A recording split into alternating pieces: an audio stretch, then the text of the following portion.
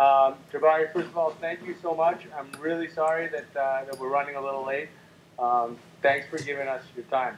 Oh, no problem, no problem. I was hoping you could kind of just chat, tell us a little bit about your story and definitely the artists that we were talking about earlier that stand out to you, and then have the class ask some questions would be great. Cool. I was at Howard University for, can everybody hear me? Okay, Yes. cool. Sweet. Well, thank you guys for having me.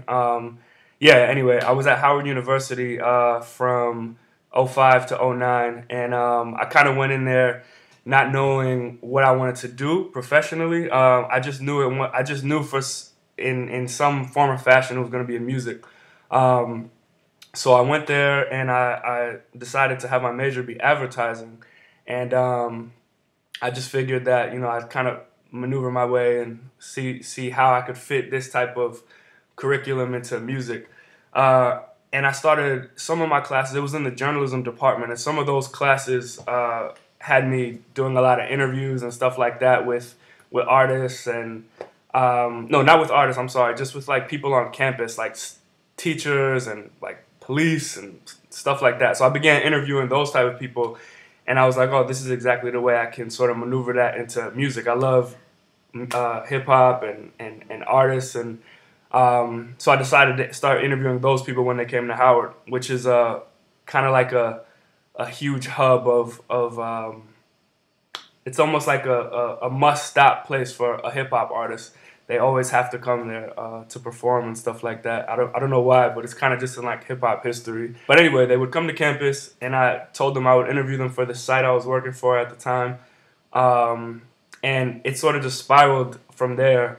From there, I made a web series a few years down the road called Jabari Presents, and I got to interview a lot of artists before they sort of were on the when they were on the cusp of blowing up. So I was like one of the first people to interview Justin Bieber and Nicki Minaj, and then people started noticing me as a person that knew about these artists before they sort of were getting ready to be household names. And I sort of took that and graduated Howard in '09. And I spent 2 years at Capitol Records. I did digital video there.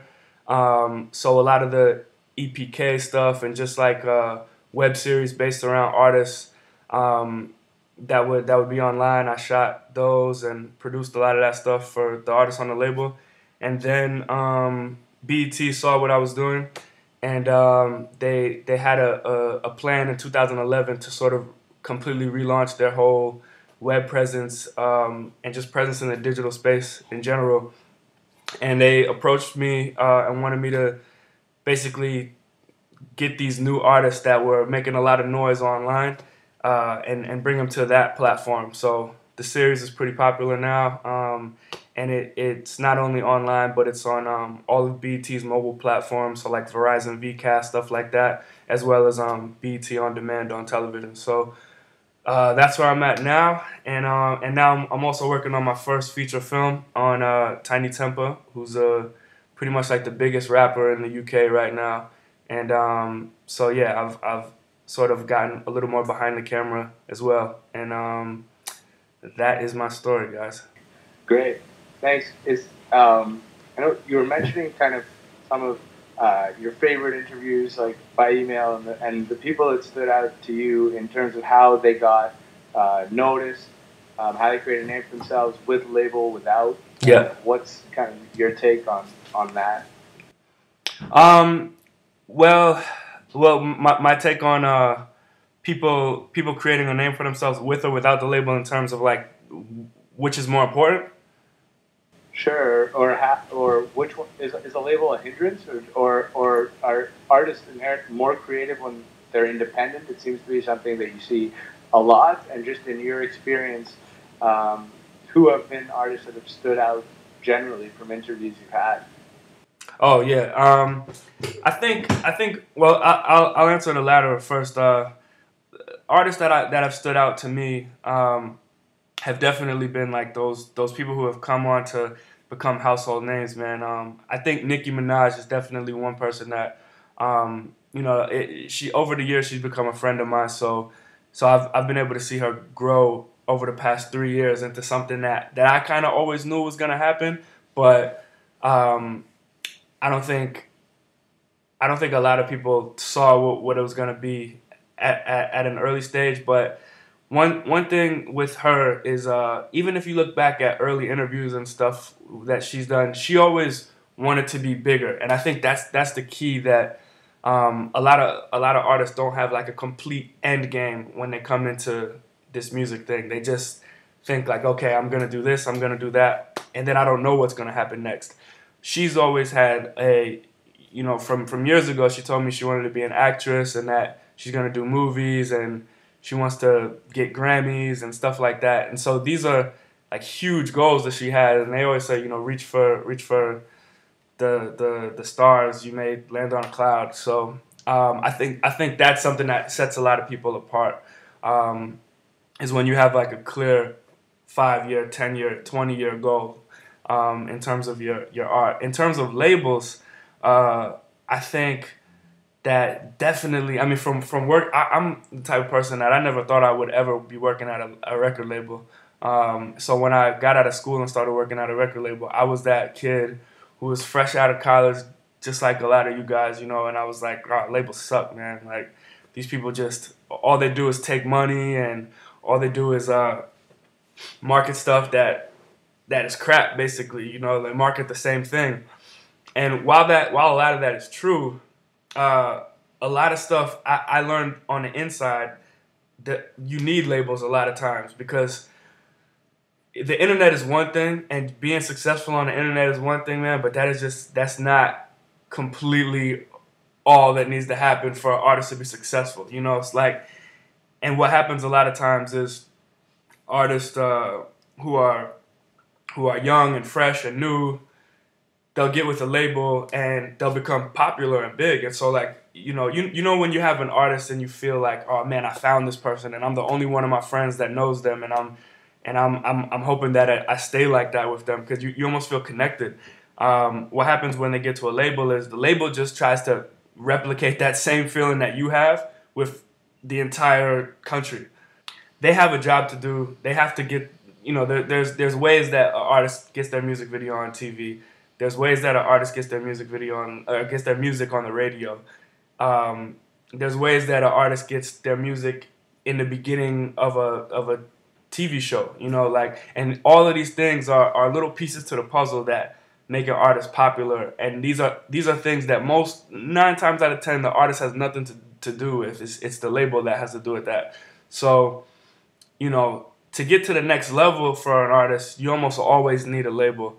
But uh, there's a whole other instance of labels sort of not working with the artist, but working for the artist. And I think that's where it becomes dangerous when you start to intrude on the artist's creativity and stuff like that. But it's just being with a label, honestly, is a double-edged sword, man. In very minimal scenarios, it's not necessary. Like, I don't know if you guys are familiar with Mac Miller, but he's an artist where he just did excellent numbers in terms of sales and being an independent artist, breaking records with like the highest, not the highest selling, but I think the first #1 album for an independent artist in like the last 10 or 15 years. So, but again, there's things that Mac Miller and his team can't do, that a label can do. But I think as time goes on, management companies will start to be able and equipped to do the same things that labels do. But I don't think they're just there yet. Cool. I'd like to ask the class if they have questions for you. Yeah, sure.